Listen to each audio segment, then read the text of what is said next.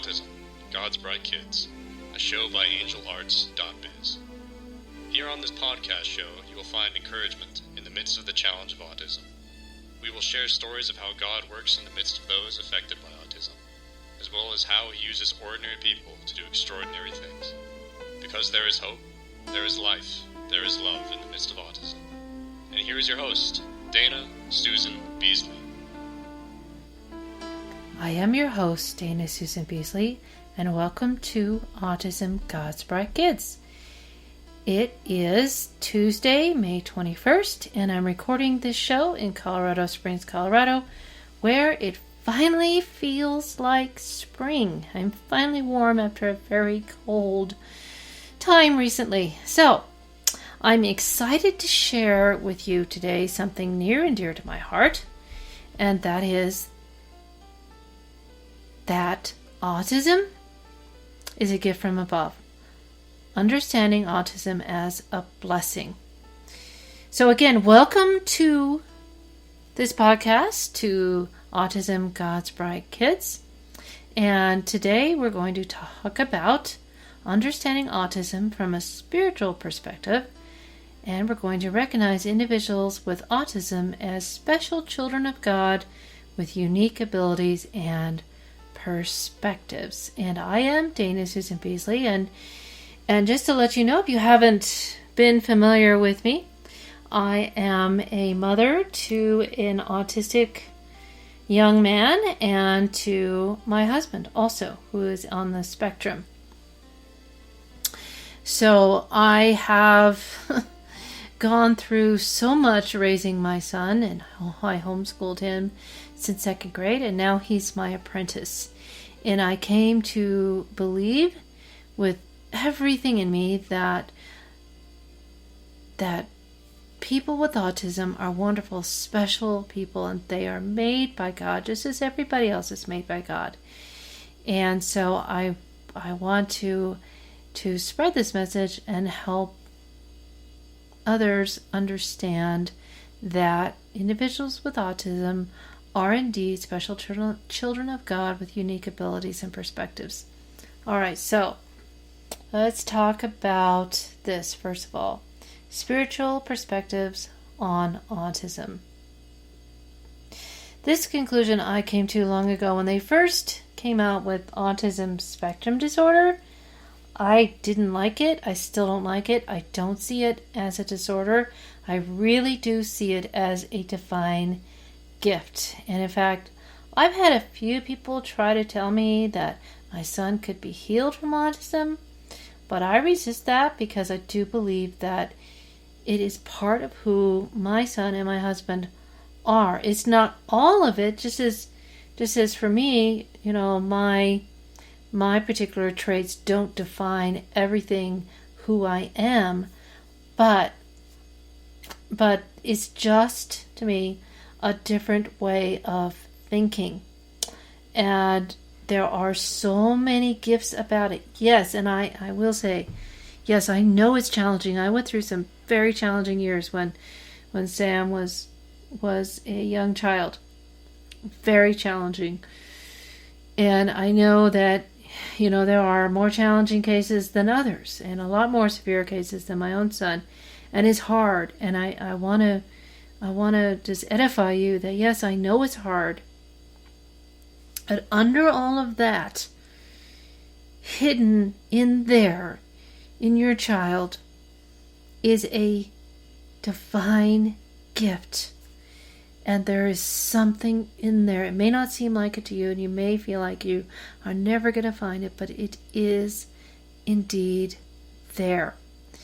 Now, how do I know this? Because Psalm 139, think about Psalm 139. It says that we are fearfully and wonderfully made. God does not make mistakes.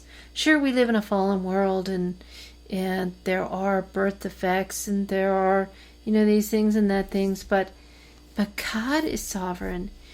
And though this world is not fair, God has a plan, and He had a plan for your child, or for that person that you know is autism, or maybe yourself. Maybe you are autistic yourself, and you wonder, well, you might think that you're less because you're autistic, and I'm here to say that is not true at all. So, Psalm 139, big time realization there that we are fearfully and wonderfully made. In fact, myself, I grew up feeling like I was not wanted because I'm the youngest of 5, and I was a surprise. And at first, my mother struggled with the idea of having me. And so there was a part of me that felt unwanted. And one day, God literally showed me a vision of me being back in my mother's womb. And He told me that He had planned me. My parents didn't, but God planned me. And it's the same with your child or whoever you're dealing with autism. Even, like I said, it could be you. You were planned, and that is a comforting thought.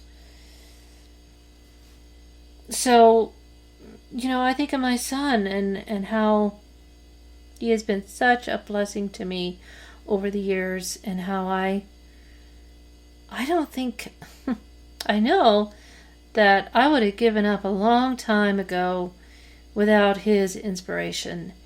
And he is a continual source of that kind of motivation and growth. He has really made me have trust and faith in God. There's so much that I am thankful for about him. He is definitely a spiritual blessing. All right, so that's my spiritual perspective on autism. Now, autistic people have unique abilities and perspectives. For instance, great attention to detail. I think of my husband, who is an architect. He is so detailed, and that comes through in what he does. And the creativity in my husband, the creativity in my son. My son's creativity is just off the charts. And I think about my son's honesty and his sense of justice, and just his compassion, because that's there too. They used to say, I don't know if they say this anymore, but they used to say that, people with autism can't feel other people's feelings, and that is not true. In fact, I think with my son, it's quite the opposite. I think he feels too much. So there's just so many unique abilities found in individuals with autism. And then these unique traits contribute positively to families, to communities, and the world. I mean, think of Temple Grandin. Temple Grandin is another huge source of inspiration for me. Years ago, I watched the movie that was made about her life, and she had such an impact on me and how I want to help my child. I want to open doors for him. And I just remember watching that movie and I was crying. It was just so amazing. And she has made an impact all over the world. And I'm proud that she actually is a professor at my alma mater, Colorado State University. And my husband and I got to meet her once. But amazing woman it speaks about autism. One of the first to actually put it in writing and help other people understand what she was going through.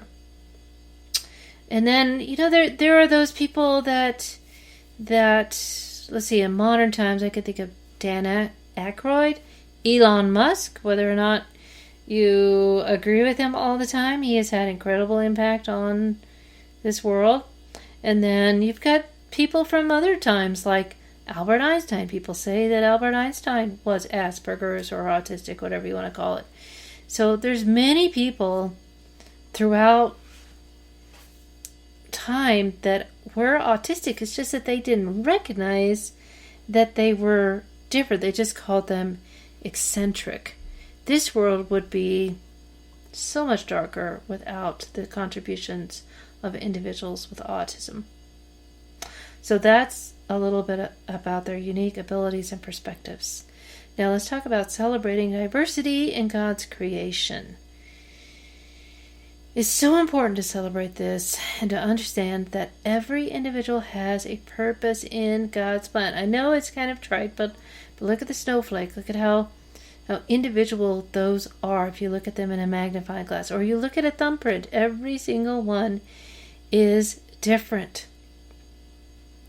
The Bible itself in Revelation, it describes how there will be people from every tribe, a nation and tongue worshiping God. So there's immense diversity in the kingdom of God, and it's not only seen in the different tribes and nations, but it's seen in how people think. If we all thought alike, if we were all puppy dog extroverts, I'm afraid this world wouldn't get much done. But it wouldn't be diverse, so we need to celebrate God's diversity, because even that, He has a purpose in that, and He has a purpose for every individual in His plan. So when you do this because it's a mind shift, it's a mind shift here, it's a paradigm shift. When you realize that autism can be a blessing, and you change your perspective, and then you promote this acceptance, when you realize that it's more about not being a disorder, but people with autism, individuals with autism, just think differently. And that's okay. I like to liken it to being left-handed in a right-handed world. I'm left-handed, and I had to learn to adjust. And so, it's sort of kind of, in a very basic way, like that. The neurodivergent, that's, the word that's used these days, and I like it, they have a different way of thinking, but a lot of times they have to adjust to the neurotypical way of thinking, which can be very, very hard and frustrating. But if we change our perspective that it's a blessing, then we will be promoting acceptance. And because people with autism, they are not less, they're just different, and that's okay to be different. People are so afraid of other people that are different, but we don't have to be. I know for me, a long, long time ago, when Sam was 2 or 3, I just came to accept him for the way he was. I let go of that picture I had in my mind of what my child was going to be like, and I just started accepting him the way he was. And then a whole 5 years later, I discovered that he was autistic. I didn't know anything about autism. Of course, then we called it Asperger's. But I all along saw it as a blessing. And so when I shared the news with both my husband and my son, I treated it as a blessing. In fact, I found out first that my husband was Asperger's, and I had done a great deal of research on it. And then I cooked him a really fancy dinner, dressed up nicely. We had a nice dinner, and I brought it up very lovingly. And he took my information. He said, okay, and he started to do research for himself, and he said, yeah, I do think I have Asperger's. Now, he's never been formally diagnosed. We don't see a point of that, but it really, really helped. And it was the same with my son. When I realized that Sam was autistic after I realized that my husband was, and I was getting him evaluated. And so this was in 2nd grade, right when I started homeschooling him. And I read him a book called All Cats Have Asperger's. And I always, always couched it as a positive thing. Always. Yes, there are challenges to work through. And there are solutions to these challenges. And things can be improved. They certainly have for us. But having that positive mindset from the beginning really, really helped.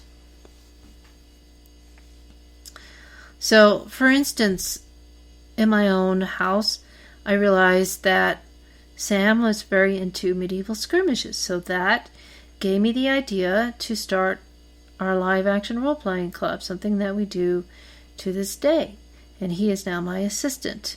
And the other thing that I noticed, his unique way of thinking, was about cryptozoology, the study of animals that have not been verified by science. And he asked me to go bigfooting with him, and so I jumped at the chance, even though I was scared. And now it is one of my favorite things to do. And this is another blessing that my son has given me. He gave me a tool to want to get healthy. I didn't have that before. And now I want to lose weight. I want to get in shape because we have a goal of hiking the Colorado Trail for 30 miles. And I can't do it in the state that I'm in. And so that's why I celebrate this unique gift that he gave Sam, because he was able to do all this study, and he still does it to this day, about cryptozoology, and has provided us so many hours of exercise out in God's creation, enjoyment of God's creation, time together. You know, we've had some really interesting experiences, but if we never saw anything or never heard anything, it would be fine, because the point is we're out exercising, we're doing something healthy, we're enjoying God's creation, and we're enjoying each other. So that indeed is something to celebrate. So that's a little bit about celebrating diversity in God's creation. And then let me talk about spiritual growth and learning. So how can those with autism spur one another on, or spur others on towards spiritual growth and learning?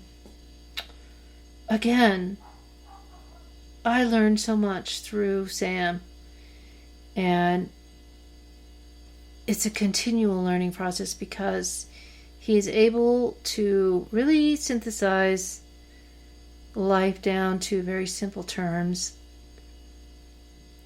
and he can be very deep and philosophical.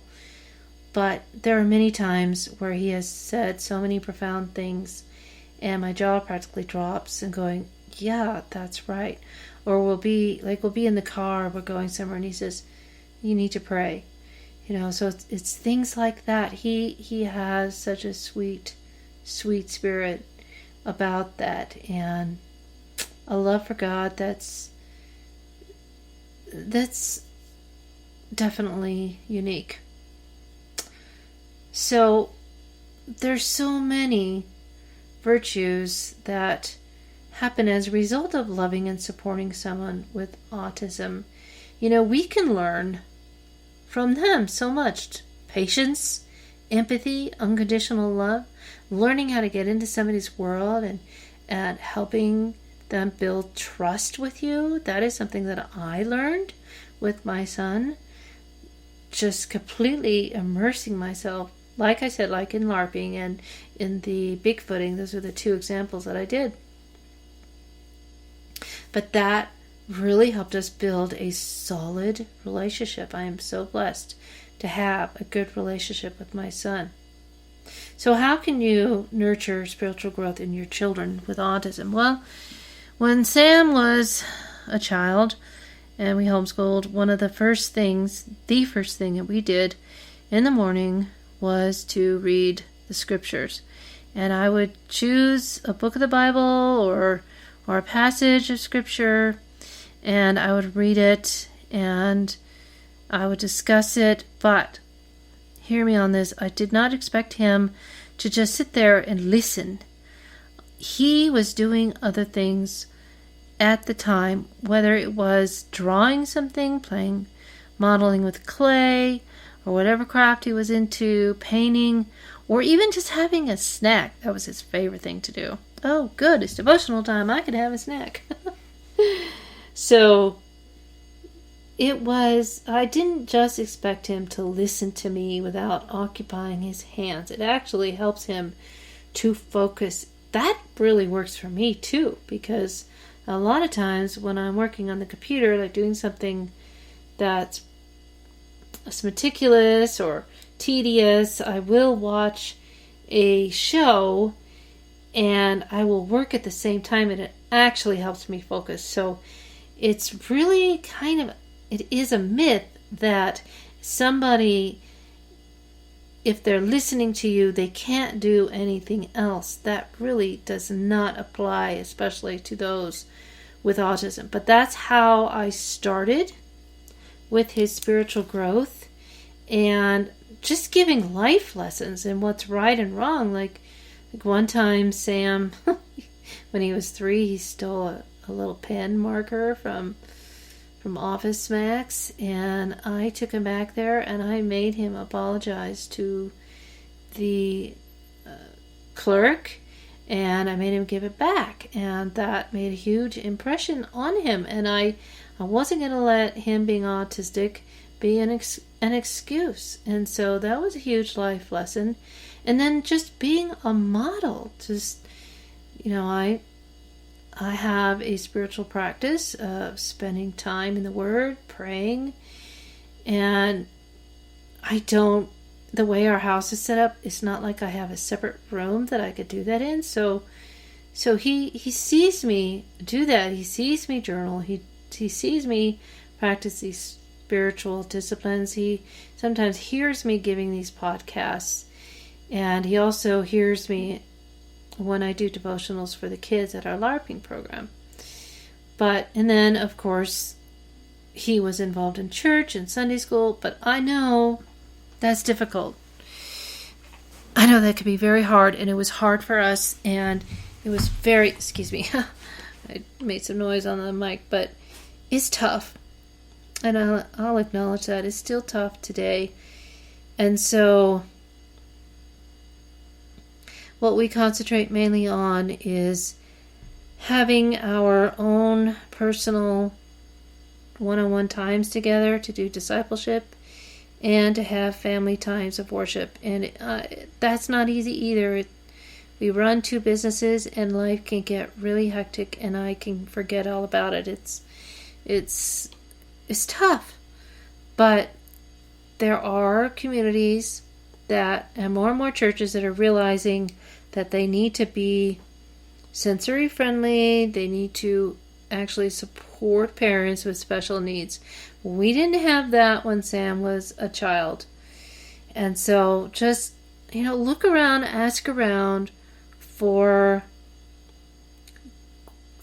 churches that do that. Now, in my church, it's a very, very small children's program, and I am going to be helping out with a young girl who's 9 who has autism as well as some other comorbidities.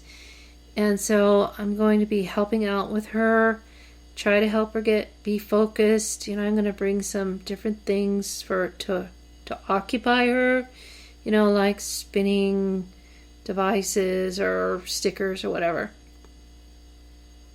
But there are definite ways that you can help a child with autism through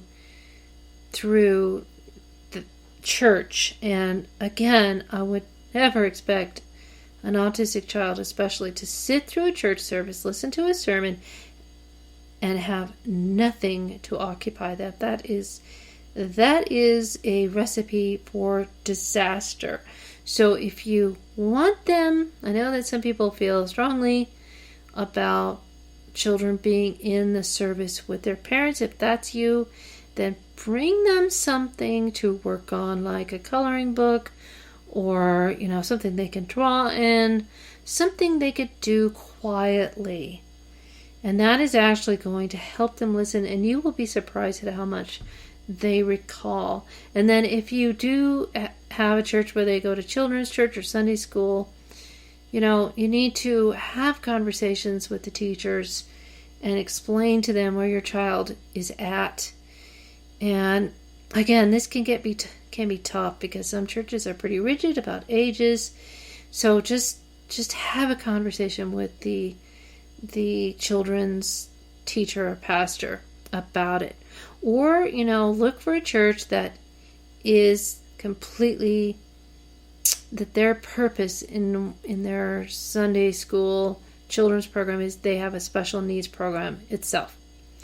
So those are some ideas to help nurture spiritual growth in children with autism.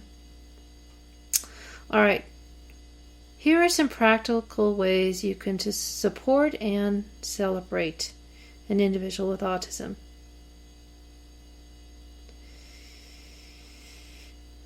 First way is just to observe.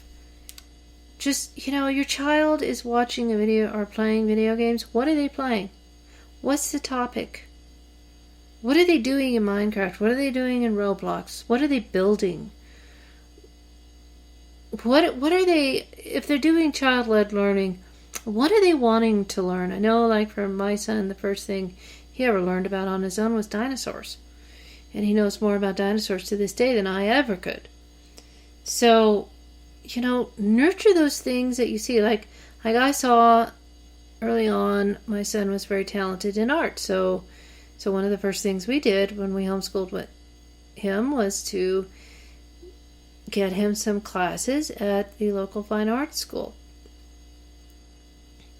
So recognize what they're doing and nurture it. Help them develop their unique gifts. It takes recognizing it and observing and getting in their world. Play video games with them if that's what they're obsessed with. Whatever they're obsessed with, get in the middle of it and observe what they're doing. And then celebrate the achievements that your child makes, no matter how small. Celebrate the milestones that individuals of autism take. Like last year, I realized it was Sam's anniversary of him being my apprentice, and we happened to go hiking, and we decided to go out to dinner, and I said, hey, we're going to celebrate your 1-year anniversary of being our apprentice. And that was a really fun thing to do. So celebrate their achievements and milestones. And then be an advocate. This is so important. It's something that I missed when Sam was in kindergarten and first grade. I did not realize what was going on and that I needed to be his advocate. But be an advocate to give them a kind of environment where their gifts will be honored and they won't be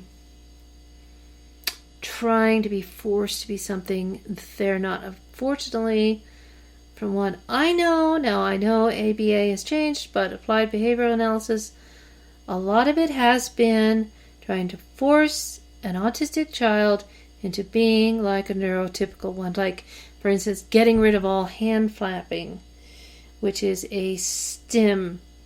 It is a particular coping mechanism. And there's not really anything wrong with it. It's just the way they behave. I mean, everybody stims to some degree or not. So recognize that an atmosphere like that tells them that they need to be ashamed of who they are and the way they think, that is not going to be healthy. So being an advocate and just being aware of that and making sure that whatever therapies you take your child to, that it does not have that attitude. Very, very important. Because there's so many people with autism who have grown up and they look back on that and they feel ashamed and they feel like they've been told that they're less. And that's really sad. So, yeah, just be an advocate and create the environments that are going to bring honor to them, to their gifts. All right, so in conclusion, individuals with autism are special children of God with unique and valuable contributions. And then reflect on your own perspectives and consider how you can recognize and celebrate the blessing of autism in your life. And if you want to write that down in the comments, that would be great. So, and just to rehash a little bit, we talked about the spiritual perspective on autism, that it is a divine gift rather than a disorder, that those with autism have unique abilities and perspectives, and they can really contribute positively to families, communities, and the world. And then we need to celebrate the diversity in God's creation, and that includes the different ways people think. That's called being neurodivergent. And then how to foster spiritual growth and learning so we can help our kids to grow in the faith and give them environments that are loving and accepting so that they can grow in their faith. And then there are practical ways we can support and celebrate those with autism, and that is mainly in helping them to develop their gifts and recognizing them, and then celebrating their achievements and milestones. So, and also just giving them an environment where they are supported and their gifts are honored. So again, if you would like to reflect on your own perspectives and consider how you can recognize and celebrate the blessings of autism, please, write it in the comments. I'd really would appreciate that. So please, again, share your own stories and experience with autism from a spiritual perspective. And please, if you've liked this program, please subscribe, rate it, review it on your preferred platform. I would really appreciate that, because the more people that I get this message in front of, the better, because I want to help those families who are dealing with autism have that message of hope.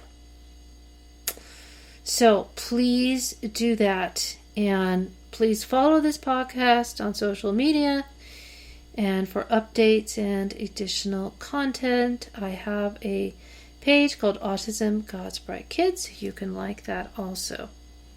All right, so, and next time I have to go back to my notes because I closed that. But next week I'm going to be talking about divine brilliance, highlighting the talents and strengths of autistic individuals. So we're going to talk about how different individuals with autism can excel in their respective fields, countering the negative narratives typically associated with autism. All right, so that is all I have to share.